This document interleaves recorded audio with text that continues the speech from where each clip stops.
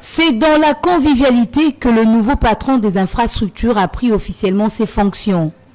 11h20, le ministre de ZITPR sortant, Thomas Lohaka, reçoit le vice-premier ministre Wilingopos Sunzel dans ses nouvelles installations. Tout a commencé par la lecture du procès-verbal lu par le directeur de cabinet sortant.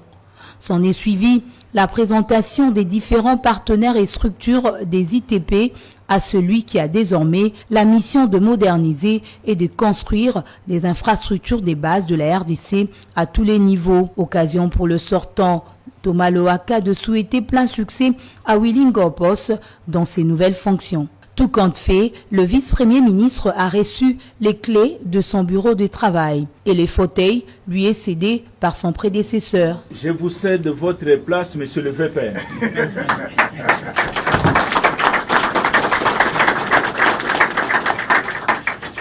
Wilingopos, vice-premier ministre en charge des infrastructures et travaux publics, a dans ses premiers mots de la circonstance sollicité l'appui des acteurs du secteur pour relever ensemble le défi lié aux infrastructures avant de remercier le chef de l'État, Félix Tshisekedi, pour le choix porté sur sa personne, son autorité morale, Joseph Kabila, qui l'a proposé comme membre du gouvernement, et le premier ministre qui a accepté cette proposition du FCC. Je prends compte des innombrables défis à relever qui nous attendent.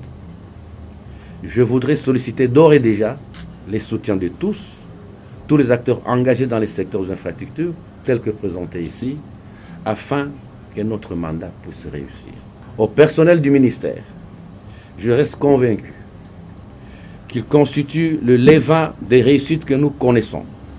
À ce titre, je voudrais rassurer mon engagement à susciter et accompagner ces initiatives visant à faire rayonner davantage notre secteur. Pour ma part, je mettrai l'homme au centre de ma gouvernance. Je voudrais disponibiliser une franche collaboration pour qu'ensemble nous partageons l'une des priorités du chef de l'État, les désenclavements du pays pour en faire une grande cause nationale. C'est dans une ambiance sereine que le vice-premier ministre a été accompagné au rez-de-chaussée pour une photo de souvenir. Ainsi,